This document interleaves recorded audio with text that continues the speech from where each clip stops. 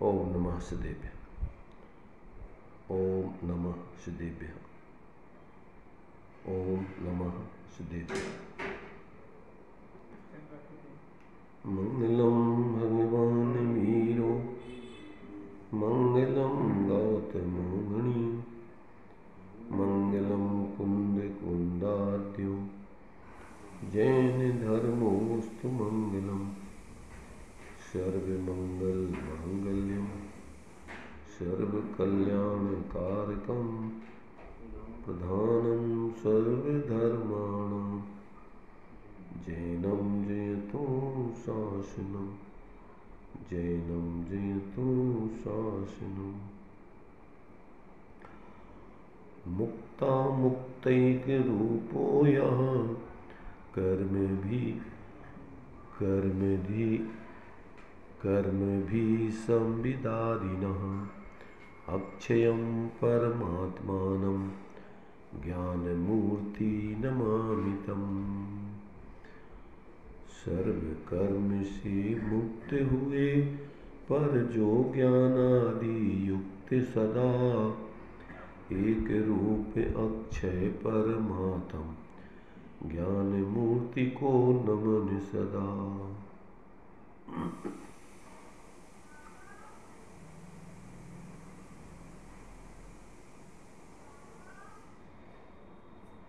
चर्चा अपनी आचार्य अकलंक देव द्वारा रचित स्वरूप संबोधन के माध्यम से अपन ने प्रारंभ की है।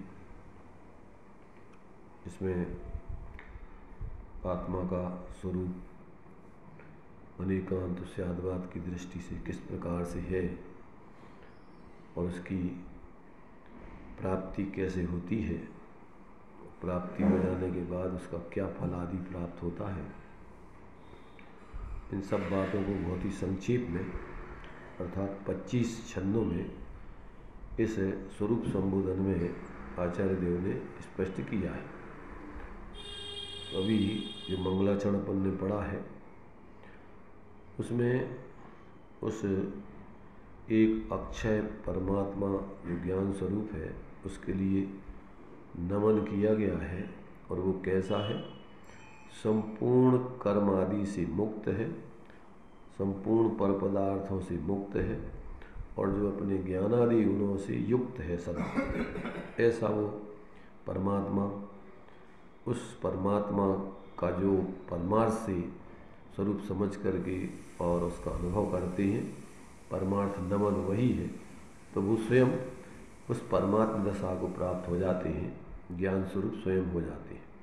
इस मंगलाचरण में उसी बात को स्पष्ट किया है।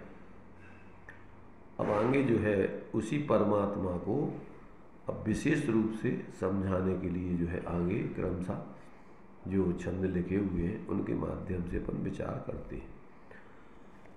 इसमें एक जो टीका अपन पढ़ रहे हैं, इस टीका में पहले श्लोक के टीका लिखने के उपरांत उसके अंत में 2 छंद दिए हुए हैं आचार्य समुद्रभद्र स्वामी के आप्तमीमांसा के। उसमें बंध मोक्ष का यथार्थ कारण दर्शाकर संक्षेप में और उसी परमात्मा की सिद्धि करने की विधि इसमें बतलाई है।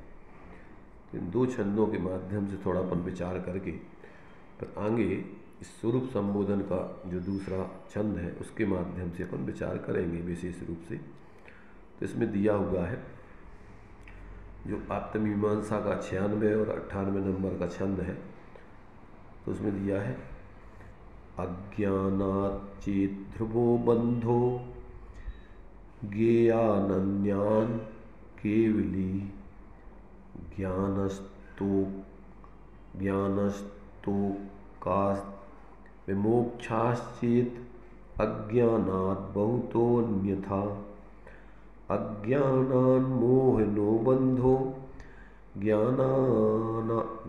नाज्ञानात् वीतमोहता ज्ञानस्तोकाच्च मोक्षाश्च मोक्षः स्यात् अमोहनोऽन्यथा। अर्थात उसका जो अर्थ दिया है यदि अज्ञान से बंद होना सुनिश्चित हो तो ज्ञेयों की अनंतता के कारण कोई भी जीव केवली नहीं हो सकेगा।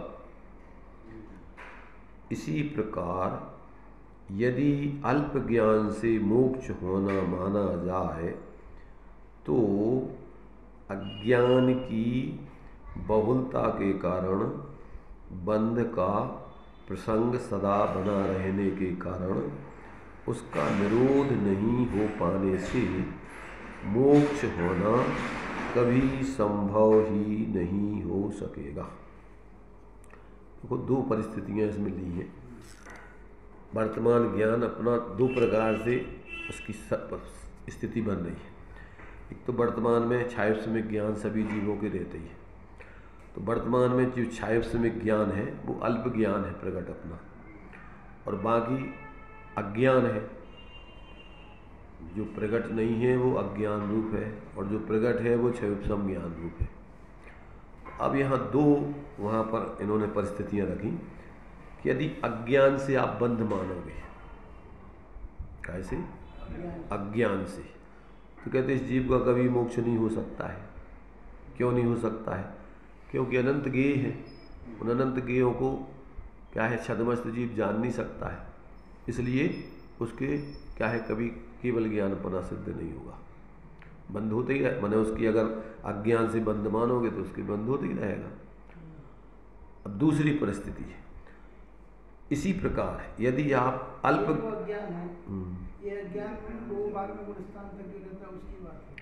माने 12वें गुण स्थान तक जो क्षयोपम ज्ञान है और जो पूर्ण ज्ञान नहीं है उसका अभाव चल रहा है।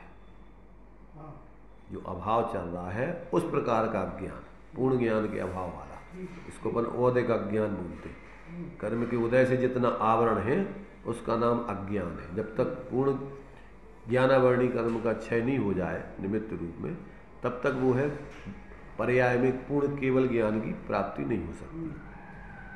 तो कहते हैं यदि अज्ञान से आप बंध मानोगे तो अज्ञान तो जीवों के चलता ही रहेगा, अब उसके मोक्ष कैसे होगा?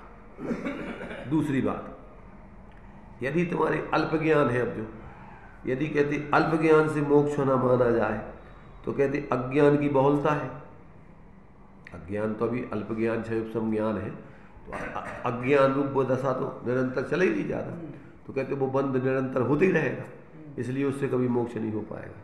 दोनों परिस्थितियों में यदि अज्ञान को बंध का हेतु माना जाए तो भी मोक्ष नहीं होना है, और यदि अल्प ज्ञान से मोक्ष होना माना जाए तो भी कभी मोक्ष नहीं होना है, क्योंकि दोनों परिस्थिति में अज्ञान तो बना ही रहना है। अब ये तो पहले छंद का 96 नंबर के छंद का स्तोत्र हो गया, अर्थ हो गया। अज्ञानाच्चे ध्रुवो बंधो ज्ञेयानंत्या न केवली, और ज्ञानस्तोकात विमोक्षाश्चेद अज्ञानात बहुतो अन्यथा। तो कहते हैं अगर क्षयोपम अल्प ज्ञान से मोक्ष मानो तो भी अज्ञान की बहुलता होने से उसके मोक्ष नहीं होना है। अब 98 नंबर का श्लोक क्या कह रहा है? अब सार क्या, उससे सार क्या निकला? तो कहते हैं मोह सहित अज्ञान से बंध होता है। क्या? अज्ञानात मोहिनो बंधो, यदि मोह के साथ अज्ञान है तो उससे बंध होता है, और मोह रहित अज्ञान से बंध नहीं होता है। यदि मोह रहित अज्ञान है तो कहते उससे बंध नहीं होता है, और यदि मोह सहित अज्ञान है तो बंध होता है। तो इसका मतलब क्या हुआ कि बंध तो मोह से होता है। अच्छा, इसी प्रकार मोह रहित अल्प ज्ञान से भी मोक्ष होता है। क्या कह रहे? मोह रहित अल्प ज्ञान से भी मोक्ष होता है, परंतु मोह सहित के तो सदा बंद ही होता है। बहुत ज्ञान हो गए तो भी मोह सहित है अगर, तो वो बंध का ही हेतु है तब तक। तो बंध का ही हेतु है। तो इससे सार क्या निकला कि बंध का हेतु तो मात्र मोह है, और मोह नहीं है तो उसके लिए बंध नहीं होता है। अल्प ज्ञान हो और चाहे अज्ञान हो, उससे बंध नहीं होता है। ये सार निकला है। तो ये अब ये चूंकि ये तो सिद्ध किया इन्होंने कैसे, जो अज्ञान है सामान्य रूप से, अभी अपन विचार करो, अज्ञान है। वैसे तो सठखंडागम में इसी बात को सिद्ध किया कि ज्ञान बंध का हेतु नहीं है, बल्कि ज्ञान तो मोक्ष का कारण है। उसमें तो ये सिद्ध किया है ज्ञान मोक्ष का कारण है। तो अब उसमें जो है वो कहते कि ये बताओ कि वो ज्ञान किसका ज्ञान मोक्ष का कारण है, मिथ्या दृष्टि का कि सम्यक दृष्टि का। तो कहते ज्ञान मात्र मोक्ष का कारण है। भैया कैसे मिथ्या दृष्टि का ज्ञान मोक्ष का कारण कैसे होगा? तो कहते हैं कि जिस प्रकार से सम्यक दृष्टि का ज्ञान वस्तु तत्व का निर्णय करके भेद विज्ञान करा के स्वाश्रय पूर्वक मोक्ष का कारण बनता है, उसी प्रकार मिथ्या दृष्टि की उसी ज्ञान में निर्णय तत्वों का हो करके भेद विज्ञान करके मोक्ष का कारण बनता है। से भी उसी आधार पर नहीं वो है मतलब विशुद्धि के अलग बना। तो ये तो मैंने जो संगी पंचेंद्रिय जीव है तो उसी ज्ञान में तो निर्णय करेगा जिसके उसके पास जो ज्ञान है, काय में तत्व का निर्णय काय में करेगा। इसलिए वो मिथ्या दृष्टि का ज्ञान भी यदि वो तत्व निर्णय में लगता है, सम्यक उसका उपयोग किया जाता है, और यदि वो मिथ्या उपयोग करता रहता है, अगर वो अन्यथा रूप वस्तु स्वरूप को जानता रहता है, तो वही ज्ञान तुम्हारे लिए फिर संसार का कारण है। क्या माने वो जो है वो तुम्हारे लिए जो विपर्यास पूर्वक का जो ज्ञान है उसमें कोई भी तो निर्णय गलत चलते रहते। अभी वही ज्ञान तुम्हें निर्णय दे रहा है कि अपन शरीर है। तो श्रद्धा, देखो ज्ञान, श्रद्धा और आचरण तो ज्ञान का अनुकरण करते हैं। ज्ञान जो भी निर्णय करके देता है, श्रद्धा और चारित्र तो जानते नहीं है, वो तो अंधे हैं।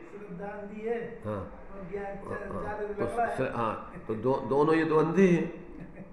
आंखें तो लंगड़े के पास है, वो चल नहीं सकता है, समझ रहे ना। तो आंखें तो उसकी चाहिए, उसी से जो है चलेगा वो। फिर बाद में वो चलने का काम तो फिर चारित्र करेगा, श्रद्धान करेगा, सम्यक बना। पर निर्णय तो पूरा देना है किसको? ज्ञान को। तो जब तक ये ज्ञान गलत निर्णय देता रहता है तब तक इस जीव की मिथ्या श्रद्धा, मिथ्या आचरण चलता रहता है। जब तक ये मानता रहता है कि अपन शरीर हैं, तो अब शरीर की व्यवस्था में रात दिन लगा रहेगा।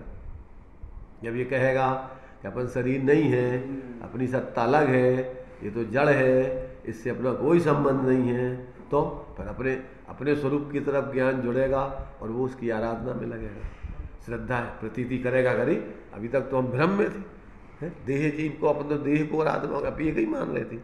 तो ज्ञान ने निर्णय करके दिया तो क्या हुआ कि श्रद्धा ने स्वीकार कर लिया और आचरण उसके ऊपर प्रवृत्ति करेगा, तो फिर उसका।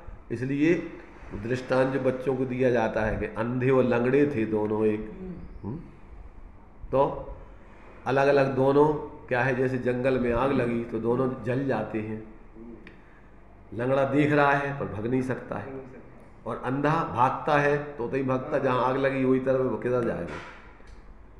इसलिए ज्ञान क्रियाभ्याम मोक्षा, ज्ञान और क्रिया जब दोनों मिल जाते हैं तो जीव की मोक्ष की सिद्धि होती है, प्रयोजन की सिद्धि। तो जब ये ज्ञान सही निर्णय देने लगता है, और वो निर्णय कब देगा कि जब आगा बने सत्संग हो उसको। इसलिए श्रीमद जी ने सत्संग सर्व सुखों का मूल है। अनादिकाल से इसको तो सही गलत का पता ही नहीं है। तो जिनको सही गलत का पता है, ऐसे भगवान सर्वज्ञ के देव शास्त्र गुरु आदि का सानिध्य हो और वहाँ से सही बात निर्णय करे, और उसमें निर्णय करके फिर ज्ञानियों का उपदेश आदि सुन के प्रयोग करेगा तो बस मोक्ष मार्ग की सिद्धि होगी। और ये नहीं करेगा तो आज तक भटक रहा है।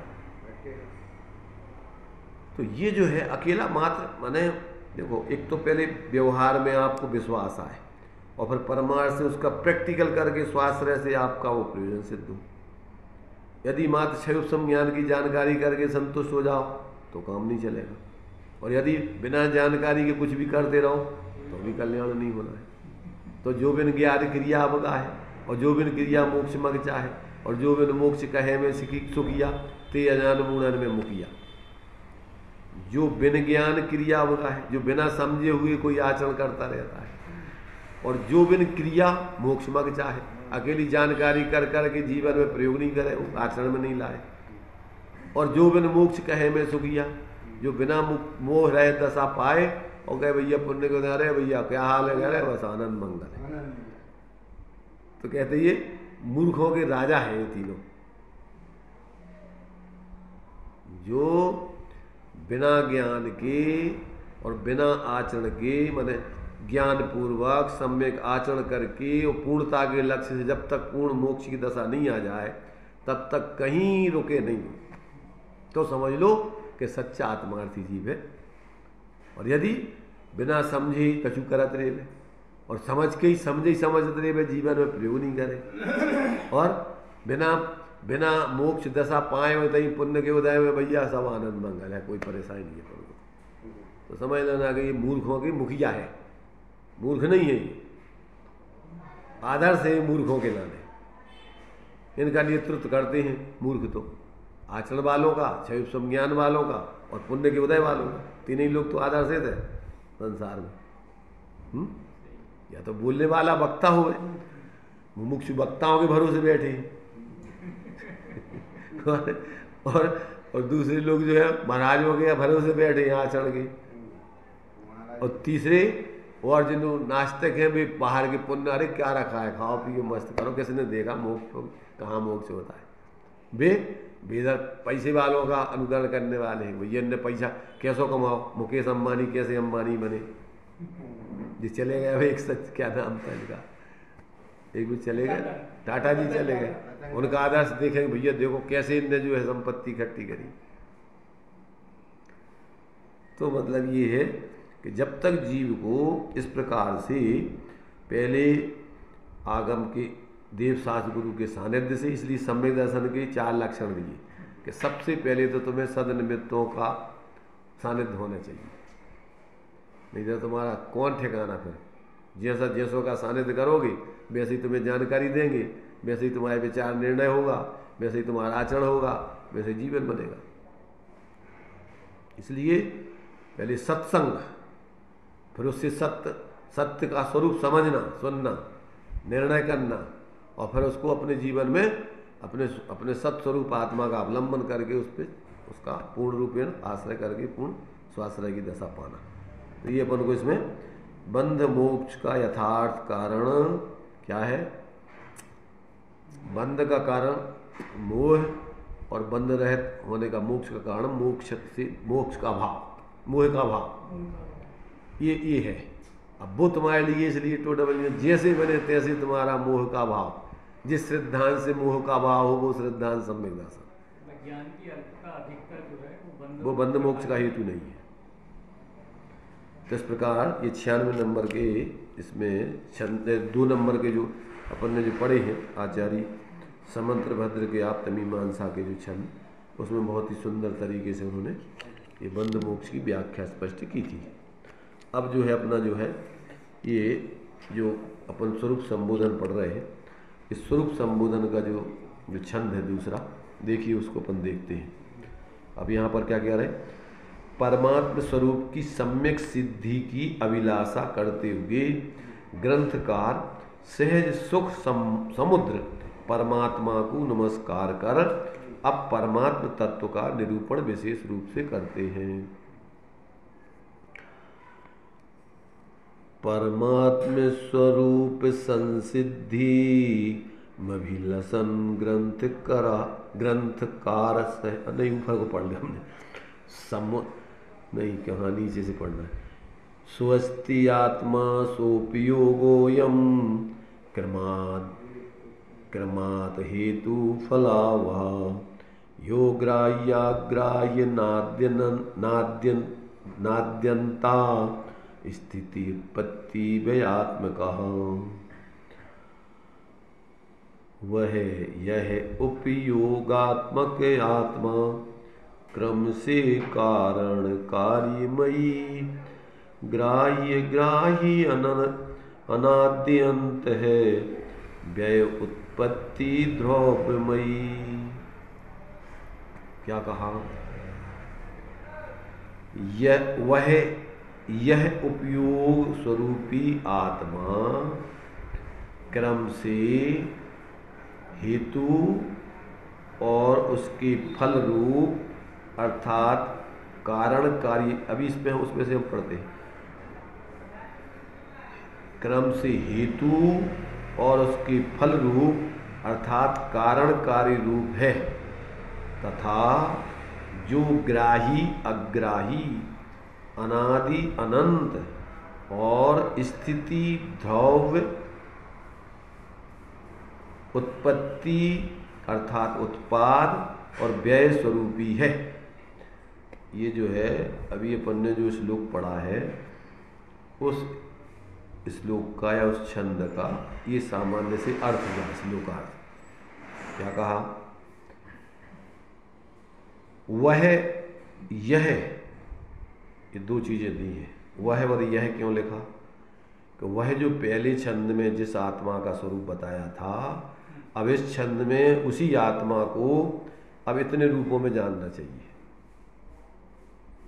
पहले सामान्य से जो आत्मा है वो ही आत्मा विशेष रूप से परिणमन कर रहा है। जो अभेद रूप आत्मा है वही आत्मा व्यवहार से भेद रूप है। तो अब वही आत्मा की चर्चा यहाँ चल रही, कोई दूसरे दो आत्मा नहीं समझना न लगा कि वो आत्मा अलग था और ये आत्मा अलग है। उसी आत्मा की चर्चा यहाँ पर ली जा रही है। तो अब यहाँ पर कह रहे हैं कि वो कैसा है, वो जो अभी पहले अपन ने परमात्मा स्वरूप एक रूप अपन ने देखा था, उसी आत्मा को, वही आत्मा यहाँ पर अब उपयोग स्वरूपी और क्रम से और उसके क्रम से हेतु और उसके फल रूप अर्थात कारण कार्य रूप से परिणमित होता है। कौन सा आत्मा? वही आत्मा जो समान रूप से परिणमित होता है, वही आत्मा विशेष रूप से परिणमित होता है। तो वही आत्मा यह है। कौन सा? कि जो उपयोग स्वरूपी है, यानी ज्ञान दर्शन रूप है, और वही कारण कार्य रूप है। हेतु और फल, हेतु फल माने कारण, हाँ, हेतु माने कारण और फल माने कार्य। तो वही आत्मा कैसा है कि हेतु और फल रूप है, अर्थात कारण और कार्य रूप है। तथा वही आत्मा कैसा है? ग्राही और अग्राही है। कैसा है वो? वही आत्मा ग्राही है और वही आत्मा अग्राही है। और कैसा है? अनादि अनंत है। और कैसा है? स्थिति ध्रुव उत्पत्ति, यानी स्थिति यानी ध्रुव, उत्पत्ति यानी उत्पाद और व्यय स्वरूपी है। उत्पाद अभी खुलासा चलेगा उसी का। तो ये जो है, ये उसी आत्मा को कह रहे हैं जो सामान्य रूप से परिणमित हो रहा है। वही आत्मा यहाँ उसको विशेष रूप से बताया जा रहा है। ऐसा नहीं समझना कि ये अलग अलग दो आत्मा है। अभी इसमें इनकी प्रवचन अच्छा खुलासा है। पहले अब इस टीका के अपन पहले पढ़ लेते हैं। नहीं, हाँ, टीका ही पढ़ना है। तो इसी को चलो, ज़्यादा उसमें नहीं एक अर्थ है। यो माने जो कोई, सोपयोगा ज्ञान और दर्शन उपयोग युक्त है, और क्रमात् माने क्रम से, हेतु फलावह कारण कार्य स्वरूप संपन्न, और ग्राही अग्राही ग्रहण करने योग, जानने योग, और जानने योग क्या? स्वपर वस्तुओं के स्वरूप को ग्रहण करता है, जानता है। अथवा ग्राह्याग्राही अग्राह्याग्राही, ऐसा पाठ होने पर इसका अर्थ है अग्राही अग्राहक रूप है, अथवा ग्राह्योग्राही, ऐसा भी पाठ है। माने ना कुछ ग्रहण करता है ना कुछ त्याग करता है। अग्राही अग्राहक का अर्थ क्या हुआ? जो आत्मा वहाँ पहले बताया है ग्राही अग्राही है, ग्रहण करने योग, जानने योग, स्वपर वस्तुओं के स्वरूप को ग्रहण करता है, जानता है। और अग्राह्याग्राही ऐसा पाठ है। इसका अर्थ क्या है? अग्राह्य अग्राहक रूप है। अग्राह्य अग्राहक माने न कुछ ग्रहण करता है, न किसी के द्वारा ग्रहण किया जाता है, जिसको अपन बोलते त्यागोपादान शून्यत। ना कुछ ग्रहण कर सकता है ना कुछ छोड़ सकता है। अथवा ग्राह्यो ग्राही, ऐसा भी पाठ है। इसका अर्थ है सहज ज्ञान द्वारा जानने योग्य होने से ग्राह्य है, तथा क्षयोपम ज्ञान द्वारा अवेद्य, जानने योग्य न होने से अग्राह्य है। क्या कहा इसमें? सहज ज्ञान द्वारा जानने योग्य होने से ग्राह्य है, और जो असहज ज्ञान माने इंद्रिय ज्ञान, मन ज्ञान, परावलंबी ज्ञान द्वारा ग्राही नहीं है, इंद्रिय ज्ञान से ज्ञात नहीं होती। अब वो वही क्षयोपम ज्ञान कहो यहाँ, तो क्षयोपम ज्ञान माने परलक्षी ज्ञान, और सहज ज्ञान द्वारा वो ग्राही है। तो यहाँ पर क्षयोपम ज्ञान द्वारा अवेद्य, जानने योग्य न होने से अग्राही है, और अनादि अंतः, अनादि अनंत, अर्थात अनादि से है और अनंत काल तक रहेगा, और स्थिति उत्पत्ति व्यात्मका, द्रव्य उत्पाद विनाश रूप है। अयम, यह सुख निधि सुख रूप योग आदि धर्म धन से संपन्न। कौन से धन है उसके पास? सुख निधि आदि, ऐसा उसका स्वरूप है। ज्ञान दर्शन सुख आदि जो स्वरूप आदि, ऐसे धर्म धन से संपन्न आत्मा निर्विकार चैतन्य स्वभावी, यह आत्मा अस्ति उपयोग आदि लक्षण से लक्षित है। और कैसी है? ऐसे उपयोग आदि लक्षण से लक्षित है।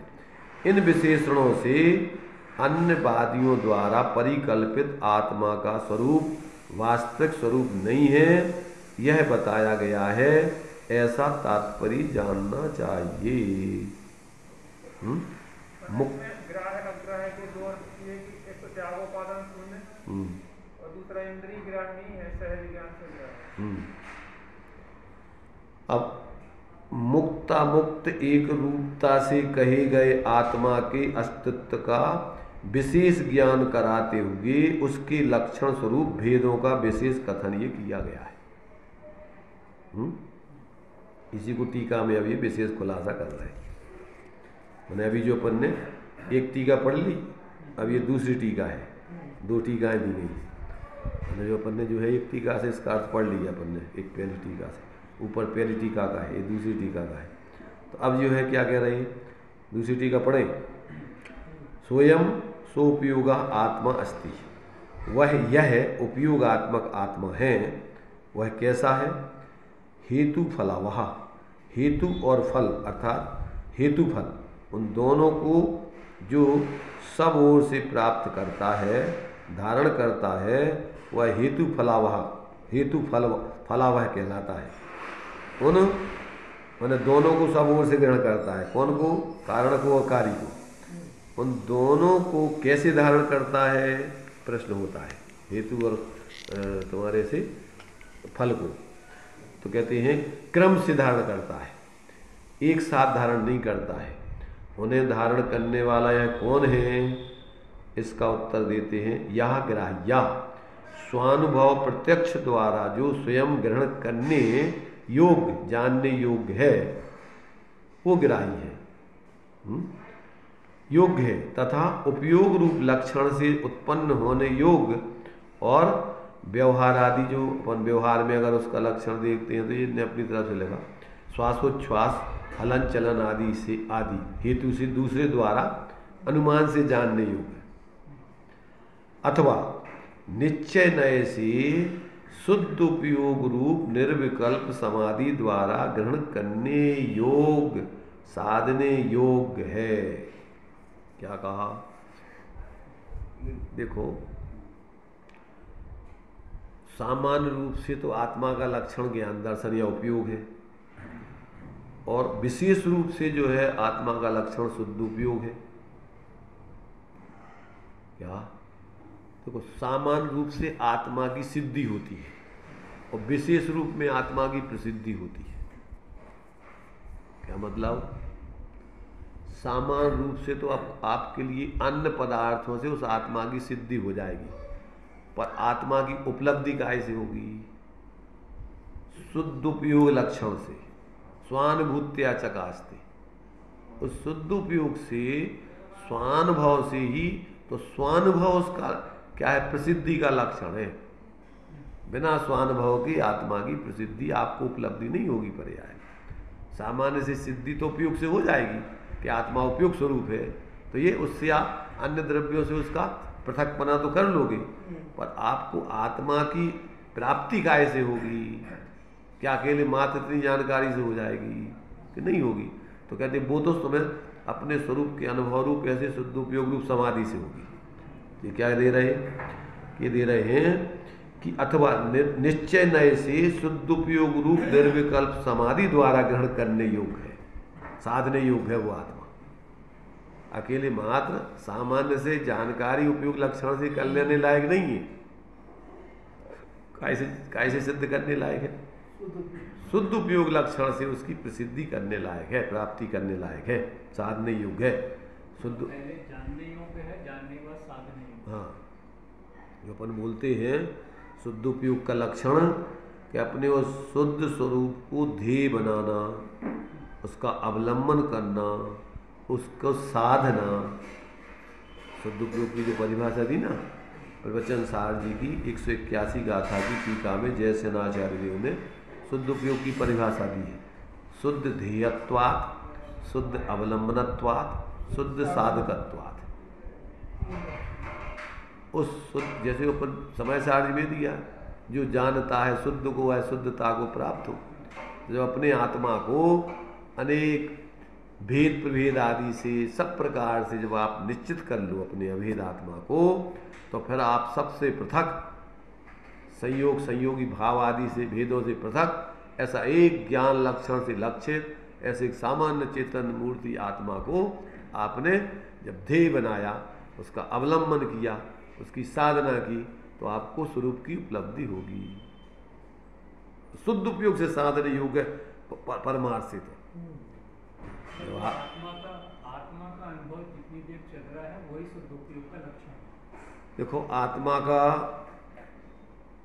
जितने समय स्वरूप का अनुभव हो रहा है वो तो शुद्ध उपयोग प्राप्ति का लक्षण है। पर प्राप्ति हो जाने के उपरांत फिर आपका लब्धि रूप में आत्मा की सिद्धि सदा बढ़ती रहेगी और परिणति रूप में आपकी आत्मा की प्रसिद्धि आपको सदा बनी रहेगी। गुणस्थान प्रमाण आपकी आत्मा की स्वाश्रय से प्रकट होने वाली जो वीतरागता है, समीचीन प्रतीति है और सम्यक ज्ञान में लब्धि रूप उपयोग में आपकी आत्मा सदा विद्यमान है। उपयोग में कभी कभी होगी, परंतु लब्धि रूप में जब तक सम्यक रहेगा तब तक आपको आत्मा की क्षय माने प्रकट लब्धि ज्ञान में आत्मा की अनुभूति बढ़ती रहेगी। अनुभूति दो प्रकार से होगी, एक होगी उपयोगात्मक रूप और एक होगी लब्धि रूप। तो सम्यक दृष्टि को उपयोगात्मक उपयोग पूर्वक की लब्धि होती है, बिना उपयोग की लब्धि नहीं हो सकती। धारणा ज्ञान से आगम पढ़ करके सविकल्प ज्ञान में निर्णय करके दूसरों का उपदेश सुन करके जो आप धारणा बना लेते हो तो धारी का है, वो तुम्हारा नहीं है, वो तो दूसरों की जानकारी से आपने ज्ञान किया है आत्मा के बारे में। आत्मा को तो जानना तुम्हारा कब होगा कि जब आप स्वानुभव कर लोगे तब। बिना स्वानुभव के आप किस लब्धि, जो लब्धि ज्ञान है वो सम्यक नहीं माना जाएगा। आगम से सम्यक है अगर सही निर्णय किया है, गलत निर्णय कर लिया अगर निश्चयाभासी, व्यवहाराभासी, उभयाभासी, अनुभयाभासी की धारणा बना ली तो वो निर्णय भी गलत है तुम्हारा। समझ में आ रहा है कि नहीं? बहुत जिम्मेदारी की जरूरत है इसमें। पहले आगम से युक्ति तर्क पूर्वक ज्ञानियों के सत्संग से आप आत्मा जैसा है वैसा निर्णय कीजिए। अपनी गुण पर्यायों में अनन्य रूप से रहने वाला, अभेद रूप से रहने वाला, गुण पर्यायों से सर्वथा अलग रहने वाला नहीं, अतद भाव रूप भेद होने पर भी कथनचित वो अभेद है उनसे। ऐसा जब तक आपको निर्णय नहीं होगा तब तक आप उसका अभेद हो अनुभव कैसे करोगे? और बिना अनुभव के आपके आपकी श्रद्धा सम्यक नहीं होगी, आपका आचरण स्वाश्रत नहीं होगा, मोक्ष मार्ग की सिद्धि नहीं होगी। अनुभव से ही मोक्ष मार्ग सिद्ध होता है। अनुभव चिंतामृतन, अनुभव है रसकूप, और अनुभव मार्ग मोक्ष को, और अनुभव मोक्ष स्वरूप। तो ये जब तक व्यक्ति को अंदर में निर्णय नहीं होता है और निर्णय पूर्वक अनुभव नहीं होता है, तब तक कहीं पर भी इस धर्म के नाम पर संतुष्टि हो जाना या अपना टाइम पूरे करते रहना, माने अपने भाव को पूर्ण करना है। जीवन को मात्र व्यतीत कर देना है, उपलब्धि कुछ नहीं हुई आप। इसलिए जब तक जोलो न रोग जरा गए, तोलो झटत ने झित करो। राग आग दहे सदा ताते समामृत से ये, चिर भजे विषय कसाय अब तो त्याग निष्पद बेये। कहाँ रचो पर पद में न तेरो पद यह है क्यों दुख सहे, अब दौल हो सुखी स्वपद रच दाव मत चुको। यह मानुष पर्याय सुकुल सुनना जिनवाणी, और ही भी दी गई न मिले सुमणियों उदत समानी। तो माने अगर आपको आत्मबोध नहीं होगा और आपने और किसी भी रूप में इसको पूरा कर लिया, तो आपको कोई उपलब्धि नहीं है। पंच परावर्तन के उसी में ही आप चल रहे हैं। तो यहाँ कह रहे कि जो है वो किस प्रकार से ग्रहण करने योग्य है। नहीं, लब्धि उपयोग भावेंद्रियम तो आपके लिए क्षयोपम ज्ञान की जानकारी दो प्रकार की दी है। प्रकट ज्ञान है आपका, वो दो प्रकार से परिणमित होता है, एक उपयोग रूप में, एक लब्धि रूप में। ये सामान्य जानकारी उसकी दी है कि ये भाव इंद्रिय माने आपका क्षयोपम ज्ञान है, उसका परिणमन दो प्रकार से होता है। कौन कौन से? लब्धि रूप, उपयोग रूप। ये लौकिक रूप में है क्या जिनवानी के रूप ज्ञान क्या? एक तो लौकिक भी ज्ञान का उपयोग करते हैं। तो वो सब कहीं कहाँ कर रहे तुम जानो। तुम्हारे पास ज्ञान का क्षयोपम दो प्रकार से होता है। एक तो उपयोग जहाँ लगा रहे होते होते लग रहा हो, और लब्धि भी तुम्हारी कौन सी बन रही? वही बन रही जो हमारा मकान होगा, जो एक मकान होगा, अब जो एक और होगा, जो शादी हो गई, जो बच्चे हो गए, तो लब्धि काय की है तुम्हारी? किसी आत्मा की है का? कोई लब्धि में वही जुगाली करोगे जो तुमने भर लिया। काका है और बैठे बैठे उसी का उड़ा भाग लगाते रहोगे। पहले उपयोग रूप में जैसे गाय भैंसे होते ना, जल्दी जल्दी खा लेते और फिर एक एक करके उसकी निकालने वाला फिर जुगाली करते सोते। ऐसे अपन पहले तो जल्दी जल्दी भड़बड़ कमा लेते, इकट्ठा कर लेते। अबे तो जल्दी जल्दी, जैसे वो मेलों में वो बैठते थे ना दुकानदार लोग, तो पुटरियों वालों को आगे दौड़ दौड़ के पकड़ पकड़ कर ले आके धन लो। इसके बाद फिर उनको फिर उनके निपटाऊ कराओगे। जैसे भी काशी के नाई होते ना, जैसे तो वे तो बुला दो, पहले तो बुला के ग्राहक उनको बस उनकी कैंची लगा दो, बैठो भैया तुम्हारे बना रहे, कैंची लगा दो। अब तुम पूरे शहर में घूमे हो, अब कोई नहीं बना सका, जा भी नहीं पाओगे, बन गए। बस ऐसे ही अपन ने जहाँ जहाँ कल कब्जा हो सका था, जो भी ले लो वो भी ले लो वो भी ले लो। अब जुगाली करत रहोगी।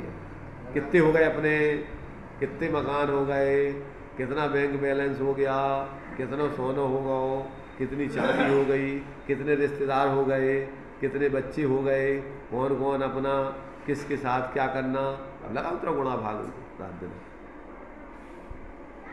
ये तुम्हारे ऊपर है कि अब तुम ज्ञान का उपयोग क्या कर रहे हैं। तुम्हारे पास पुण्य के उदय से जो संयोग मिले हैं, अब उनका उपयोग तुम्हें क्या करना तुम जानो। पाप में लगाना के पुण्य में लगाना के धर्म में लगाना अब तुम्हारे ऊपर है, तुम कहाँ लगा रहे। ऐसे ये सब पुण्य के उदय से सब संयोग मानव पर्याय में लगे। बहु पुण्य पुंज प्रसंग से शुभ देह मानव का मिला। अब कहाँ उपयोग करने तुम्हें? तो भी अरे भाव चक्र का ये फेरा न एक कभी टला। अपन ने आत्माराधना भी नहीं लगाई, गए घूमत रहो, राउंड लगाओ रहो। समझ लो इसको। तो ये आपका कहते स्वरूप की उपलब्धि होती है शुद्ध उपयोग पूर्वक। अगर स्वरूप की उपलब्धि करना है, जिस आत्मा की हमने सामान्य रूप से बताया पहले, अब विशेष रूप से बता रहे, उसी आत्मा की सिद्धि होती है शुद्ध उपयोग से। प्रसिद्धि प्राप्ति सामान्य रूप से जानकारी आत्मा की होती है अपन को उसके लक्षणों से, जो जो उसके लक्षण बताए, और उसकी अपने लिए प्रसिद्धि होती है, प्राप्ति होती है शुद्ध उपयोग से। तो ये क्या है? यहाँ कहते हैं कि अथवा निश्चय नय से शुद्धोपयोग रूप निर्विकल्प समाधि द्वारा ग्रहण करने योग्य साधन योग्य है। और वह कैसा है? अग्राही, आत्मा से भिन्न। देखो पढ़ो सुनो, तुम कोई बात नहीं, उसमें है, उसमें दिया हुआ है। चलो क्या कह रहे? और वह कैसा है? आत्मा से भिन्न अन्य के द्रव्य गुण पर्यायों को ग्रहण नहीं करता। अग्राही किसे ग्रहण नहीं करता? अन्य पदार्थों को उनके द्रव्य गुण पर्यायों को ग्रहण नहीं करता, अग्राही है, उन्हें कभी भी आत्मसात नहीं करता, अतः अग्राही है। अथवा प्राग भाव रूप आगामी पर्यायों को ग्रहण करने योग्य है, अतः ग्राही है, तथा प्रध्वंसा भाव रूप पूर्व पर्यायों को कभी भी ग्रहण नहीं करता, अतः ग्राही है। अनेक दृष्टिकोणों से खुलासा कर रहे हैं उसका। वह आत्मा और कैसा है? अनाद्यंता, आदि और अंत, आद्यंत होता है, आदि और अंत जिसका नहीं है वह अनाद्यंत है। और द्रव्य का सत लक्षण होने से सर्वथा असत के उत्पाद का अभाव होने से और सत के निरन्वय पूर्णतः विनाश का अभाव होने से, क्या है? अभाव होने से, अभाव के भावात्मक पने का प्रतिपादन होने के कारण तत्व का तुच्छा भाव अर्थात पूर्णतया अभाव सर्वथा ही अमान्य होने से आत्मा की अनादि अनंतता स्वतः सिद्ध होती है। अनादि अनंतता अर्थात अनादि अनंतता क्या होती है? उसकी स्वतः सिद्ध होती है, माने वो तुच्छ भाव सर्वथा भाव नहीं होता है, भावांतर रूप में अभाव होता है। वह आत्मा और कैसा है? स्थिति उत्पत्ति व्यात्मका, स्थिति अर्थात ध्रुव, उत्पत्ति अर्थात जन्यत्व का या उत्पन्न होने योग उत्पाद, और व्यय यानी विनाश। इस प्रकार ध्रुव, उत्पाद और व्यय ही जिसका स्वरूप है वह आत्मा। कैसा है आत्मा? उत्पत्ति रूप है, व्यय रूप है, ध्रुव रूप है। एक पर्याय से उत्पन्न होता है, एक पर्याय से व्यय होता है, और द्रव्य पने से ज्यों का त्यों बना रहता है। जैसे मान लो अपन अभी मनुष्य पर्याय में आत्मा है, तो मनुष्य पर्याय का व्यय होगा, देव पर्याय का उत्पाद होगा, और आत्मा ध्रुव रूप से दोनों में अन्वय रूप से पूरी की पूरी रहेगी। अभी इस पर्याय में आत्मा कितनी है उत्पाद में, और जब जाएगी तो कितनी जाएगी यहाँ से, और रहेगी तो कितनी रहेगी ध्रुव में। ये पंखा चल रहा है तो कितना पंखा चल रहा है पूरा, रुकेगा तो कितना रुकेगा पूरा, और पंखा पने से रहेगा तो कितना रहेगा। है? तो उत्पत्ति में कछु कम्बड़ नहीं होता है, व्यय में भी कछु कम्बड़ नहीं होता है, और ध्रुव में भी कछु कम्बड़ नहीं होता है। होता है कुछ? ये तो सिर्फ देखने के तरीके हैं उसको। ये उंगली टेढ़ी हुई तो कितनी हुई? पूरी हुई। सीधी हुई तो कितनी हुई? पूरी हुई। और उंगली पना रहा तो कितना रहा? तो तीनों में एक ही आत्मा, वो एक ही आत्मा पूरी है, कहीं अधूरी नहीं होती। तब सोचोगे कोई पर्याय हमसे कोई अलग है। अरे वो तो एक अपन को अवस्था की दृष्टि से भेद करके विचार करते तो एक एक अवस्था पूरी आत्मा नहीं हो जाती, वही विवक्षा दूसरी है। परंतु अवस्थाओं को छोड़ के आत्मा कहाँ मिलेगी? और गुणों को छोड़ के, गुणों का समूह ध्रुव है, तो गुणों को छोड़ के आत्मा कहाँ मिलेगी? इसलिए गुण पर्याय द्रव्यम अथवा उत्पाद में ध्रुव युक्तम सद्रव लक्षण। तो आत्मा सत्तात्मक है, और सत्ता तीन प्रकार की है। एक पर्याय के व्यय रूप में है, एक पर्याय के उत्पाद रूप में है, और ध्रुव पने से ज्यों की त्यों है।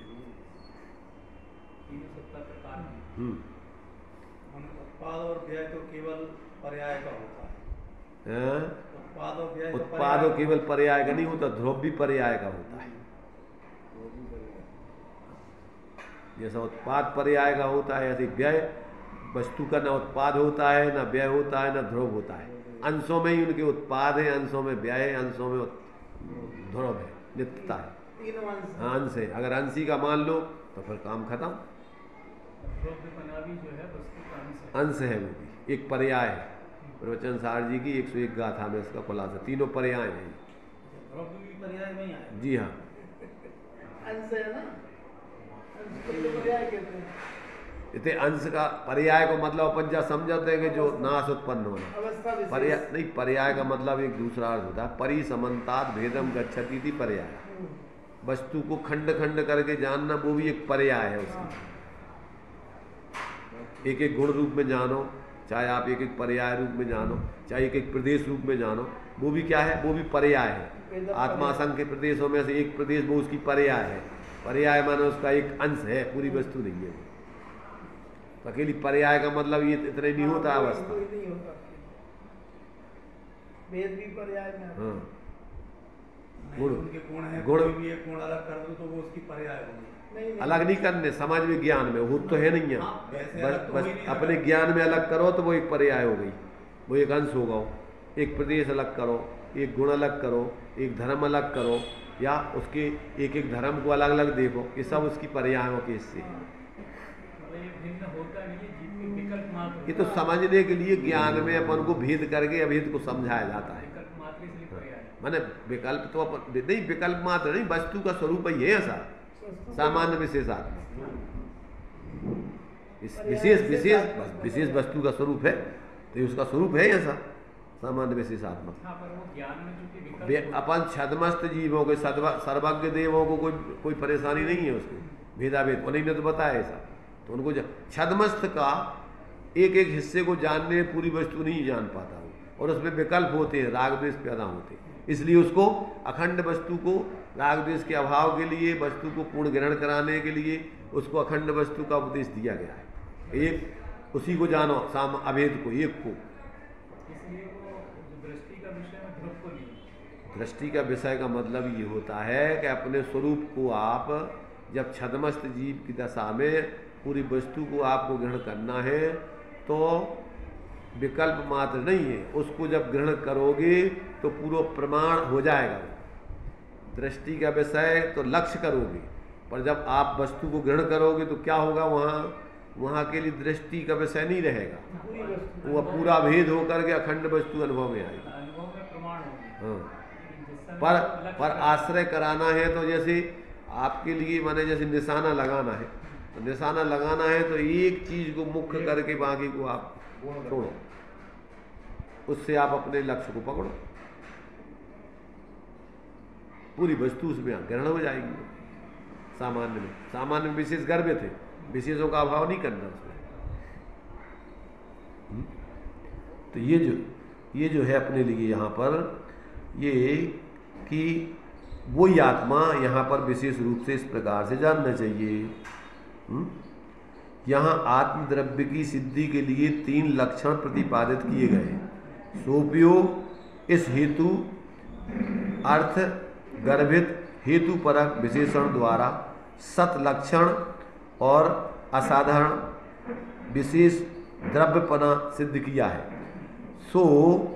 सोपयोग है वह आत्मा, इस प्रकार सोपयोग पद द्वारा गुणवान पने का और क्रमात् हेतु फलावहा, इस पद द्वारा पर्यायवान पने का निर्देश कर गुण पर्यायवत द्रव्यम आत्मद्रव्य का गुण पर्यायवान लक्षण सूचित किया है।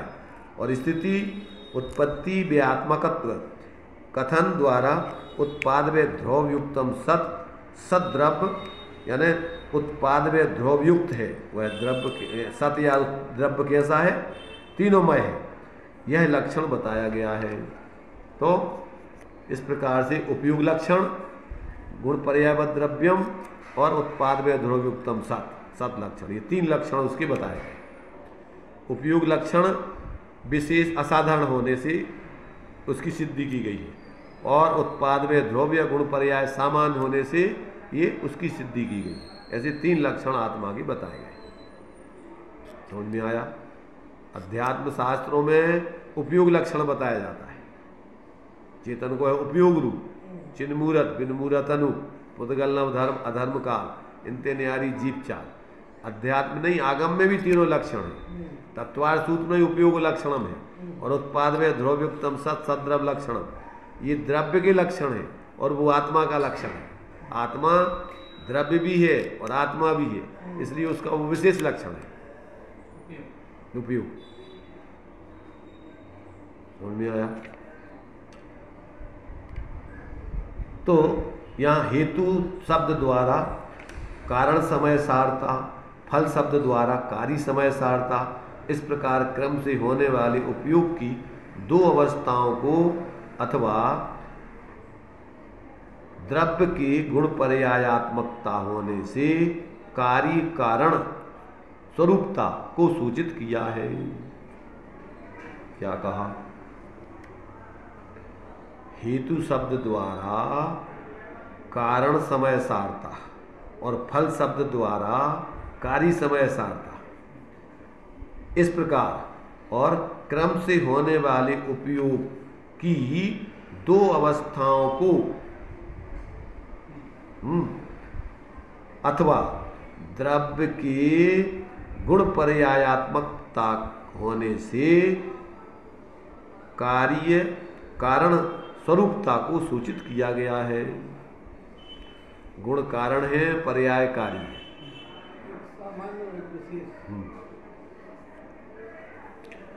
अथवा अपने लिए ऊपर जो दिया गया है कारण समय सार और कार्य समय सार, तो कारण समय सार के 2 अर्थ होते हैं। एक मोक्ष मार्ग रूप पर्याय को कारण समय सार बोलते हैं, और एक आश्रय करने वाले स्वरूप को कारण समय सार बोलते हैं, और प्रकट होने वाली शुद्धता को कार्य समय सार बोलते हैं। कहाँ कौन सी बात लगाई वो समझ लेना।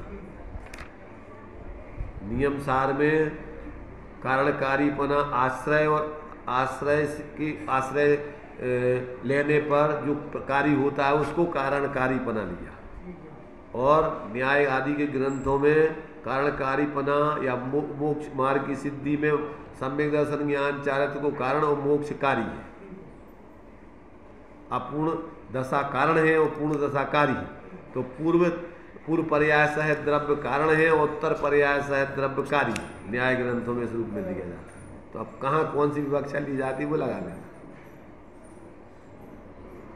अथवा पहले मंगलाचरण के पद में कर्मों से मुक्तता का कथन होने से बंध मोक्ष की व्यवस्था स्वयं विचारणी हो जाने के कारण हेतु शब्द द्वारा आश्रव, संवर, निर्जरा, तत्व रूपता और फल शब्द द्वारा बंध और मोक्ष रूपता अभिव्यक्त होती है। क्या कहा? मंगलाचरण के पद में कर्मों से मुक्तता का कथन होने से बंध मोक्ष की व्यवस्था स्वयं विचारणी हो जाती। बंध होगा जब ही तो मुक्त होगा आत्मा, अगर बंध नहीं होगा तो मुक्त कहाँ से होगा? तो अब इसमें फिर क्या दिया? कारणकारी बना। तो कहते इस कारण से हो जाने के कारण हेतु शब्द द्वारा आश्रव काय का हेतु है? बंध का। संवर निजरा काय का हेतु है? मोक्ष का। कारण कहो समझ में आ गया कि नहीं? पहले दिया है क्या? कारण का हेतु का स्वरूप। तो हेतु में आश्रव, संवर, निर्जरा इनको लिया हेतु रूप में, और फल रूप यानी कार्य रूप में क्या लिया? आश्रव का कार्य क्या होगा? बंध होगा, और संवर और निर्जरा का कार्य क्या होगा? मोक्ष। आश्रव भाव का फल जो है वो बंधन है, संवर निर्जरा के भाव का फल जो है वो मोक्ष है। मोक्ष रूपता व्यक्त होती है। इससे आत्मा की कथनचित 7 तत्वात्मकता प्रतिपादित हुई। इससे क्या सिद्ध हो गया? इससे 7 तत्वों की सिद्धि कर दी। यह अग्राह्य इस प्रकार संधि विच्छेद करके अग्राह्य ग्राही इन 2 विशेषणों द्वारा जो रस रहित, रूप रहित, गंध रहित, अव्यक्त, चेतना गुण युक्त, शब्द रहित, अलिंग ग्रहण, अनिर्दिष्ट संस्थान है, उसे जीव जानो।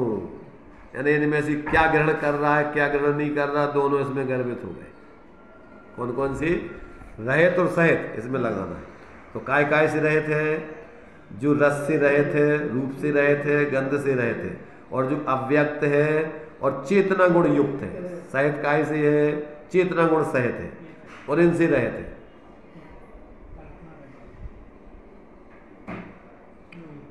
ग्राही अग्राही की व्याख्या दूसरे प्रकार से चल रही है।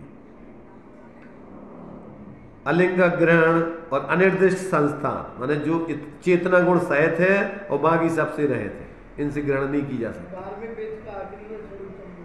उसे जीव जानो। इस गाथार्थ का प्रतिपादन किया गया है। तो अग्राह्य इस विशेषण द्वारा आत्मा इंद्रिय, लिंग आदि से ग्रहण योग्य नहीं है, ऐसा अर्थ करके प्रवचन सार की 172वीं गाथा की तत्व प्रदीप का टीका में अलिंग ग्रहण पद द्वारा वर्णित 20 अर्थ का समुच्चय करना चाहिए और ग्राही विशेषण द्वारा शेष पदों का अर्थ समझ लेना चाहिए और सोपयोग विशेषण द्वारा चेतना गुण का प्रतिपादन किया गया है।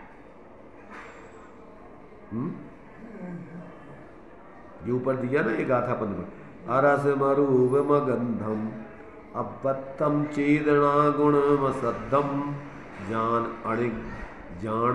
अलिंग गहणम जीव मणिदिट संठाणम। इसको जीव कास्ती नास्ती से शुरू किया ग्रहणाग्रहण रूप में। इस प्रकार इस पद में अनुमान अलंकार, जाति अलंकार, विरोधाभास घटित करना चाहिए। क्या कह रहे? इतने हाँ, ये सब इस प्रकार के जो है मैंने तुम्हारे लिए जो है कौन से शास्त्र में, छंदों में उसके जो है इस प्रकार की चीजें आती हैं। यहाँ आत्मा सो उपयोग है। कैसा है आत्मा? अब सो उपयोग है, उपयोगवान है, ऐसा कहा है। उपयोग से सहित सो उपयोग है और अंतरंग बहिरंग दोनों कारणों की उपस्थिति में उत्पन्न चैतन्य का अनुसरण करने वाला परिणाम उपयोग है। कैसा है? हाँ, उपयोग है। इस प्रकार से सर्वार्थ सिद्धि टीका का अर्थ समझना चाहिए उपयोग का। क्या? और समय सार की आचार्य कुंद देव की 24वीं गाथा है, उसके पूर्वार्ध में दिया है, सब वर्णु नाण दित्थो जीवो उपभोग लक्षणो नित्यम, अर्थात सर्वज्ञ के ज्ञान द्वारा जीव सदा उपयोग लक्षण वाला देखा गया है। मैंने तत्वार सूत्र में ही नहीं, ये समय सार जी में भी जीव का उपयोग लक्षण कहा गया है। पूरी गाथा में जो है वो जीव की सिद्धि कर दी कि जीव कैसा है। पूरी गाथा में जीव कैसा है इस बात की सिद्धि कर दी। अभी अपन को इसका नाम है स्वरूप संबोधन। स्वरूप का ही संबोधन किया जा रहा है पूरा। तुम्हारा स्वरूप कैसा है, उस स्वरूप की पूरी व्याख्या चल रही है। सामान्य विशेषात्मक, अस्ति नास्ति, किस रूप है किस रूप नहीं है, ऐसी अनेक विवक्षाओं से उसका स्पष्टीकरण किया जा रहा है। न्याय के आचार्य हैं, तुम्हारे लिए सर्वांगीण उसके स्वरूप को बताएंगे ताकि तुम्हारे लिए कहीं से कोई भ्रांति न रहे अपने स्वरूप के बारे में। तो ये तो अपन ने माने इसकी जो है एक प्रकार से जो टीकाएं लिखी हैं दो, उसके आधार से अपन ने इसकी व्याख्या अपन ने समझ ली, पढ़ ली। अब अध्यात्म की दृष्टि से जो इन्होंने इस पर प्रवचन की है वो सारभूत में तुम्हारे लिए उसका भाव पड़ा है। इसलिए अभी तो अपना टाइम हो गया है, इसलिए अपन यहीं इसको विराम लेके अब इस पर विचार करना कि जिस मंगलाचरण में जिस आत्मा को बताया था, उसी आत्मा को अब ये विशेष अस्थि नास्ति आदि के माध्यम से विशेष रूप से समझाया गया, विशेष रूप से समझाया गया। समझ में आ गया? क्या?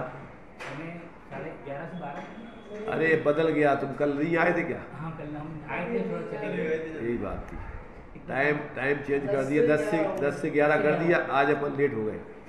थोड़े लेट हो गए। तो ये जो है वैसे 10 से 11 रखा गया है। थोड़ा क्या है कि दिन छोटे होते हैं, इसलिए थोड़ा अपन टाइम से निपट जाएं, ताकि अपन को शाम के टाइम भी रात्रि नहीं हो, टाइम पर अपन कर लें।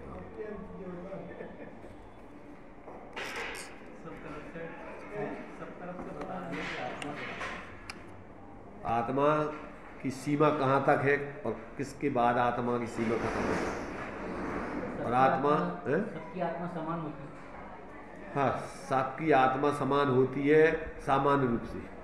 विशेष रूप से आत्मा, बहिरात्मा, अंतरात्मा, परमात्मा बहुत भेद होते हैं। सामान्य रूप से सबकी आत्मा समान है। चींटी की आत्मा और हाथी की आत्मा सब एक जैसी होती। स्वरूप से विचार करो तो जो निगूढ़ में सो ही मुझ में सो ही मोक्ष मझा, निश्चय भेद कछु भी नहीं। भेद जितना भी है सब व्यवहार पर्यार्थक नए वाला है। पर्याय में 4 गति 84 लाख योनियां हैं और सिद्ध दशाएं हैं, ये सब उसी आत्मा की है।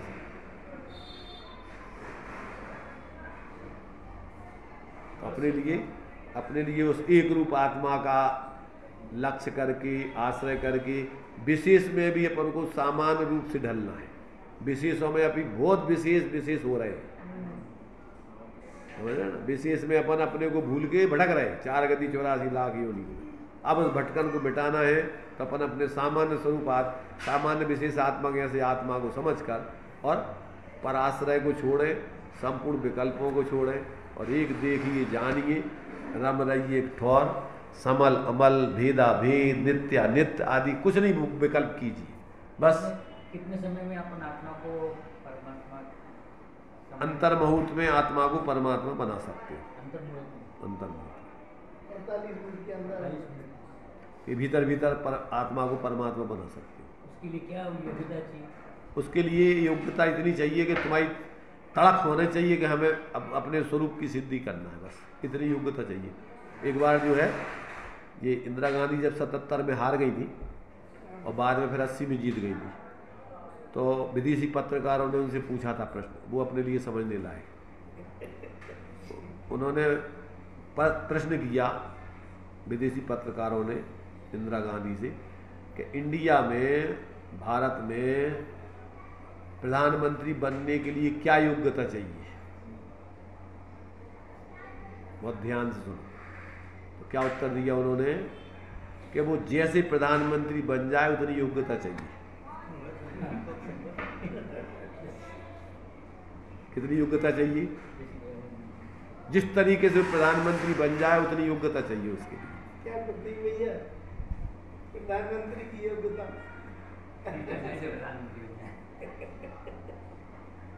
ऐसे परमात्मा कैसे बन जाए? जिस तरीके से आप परमात्मा बन जाओ उतनी योग्यता चाहिए उसके लिए। जिस तरह से भीतर आपका प्रकट हो कर, वही सिद्धांत, वही ज्ञान, वही आचरण, सब तुम्हारा धर्म है, मोक्ष संदीप मार्ग। भाई सबका यही प्रश्न है, उस परमात्मा को कैसे प्राप्त करें? बस इतनी आपको जो है, बस इतनी योग्यता चाहिए। अब इसके लिए आप देख लो कि तुम सब प्रकार से, अब बस एक धुन होने चाहिए कि हमें तो बस चाहिए। अब जैसे बच्चा मचल जाता है ना, तो फिर माँ बाप के लिए वो चीज़ लेना ही खरीदना पड़ती है। ऐसे ही जिस दिन तुम मचल जाओगे अपने स्वरूप की सिद्धि के लिए, उस दिन आत्मा की प्रसिद्धि सिद्धि तुम्हें हो जाएगी, कोई रोकने वाला नहीं। मचलना चाहिए, पर बस इतना है। खुद कोई दूसरा कौन तुम्हारे लिए देगा? कहाँ दूसरे से लेना है तुम्हें? दूसरों की तो आप अपोजिट अपन को कुछ नहीं देखना, अपोजिट पार्टियों को नहीं देखना है। अपन को तो धुन प्रधानमंत्री बनने की होना चाहिए। अपोजिट पार्टी वाले तो तुम्हारे लिए प्रधानमंत्री नहीं बनने देने के लिए पूरा प्रयत्न करेंगे, पर तुम्हें अपनी पूरी ताकत लगाना है कि इनकी सब फेल कर दें हम भी योजनाएं। बस चलिए, चलो अपन जिनवाणी कर ले। निज निधि निज नेम ताई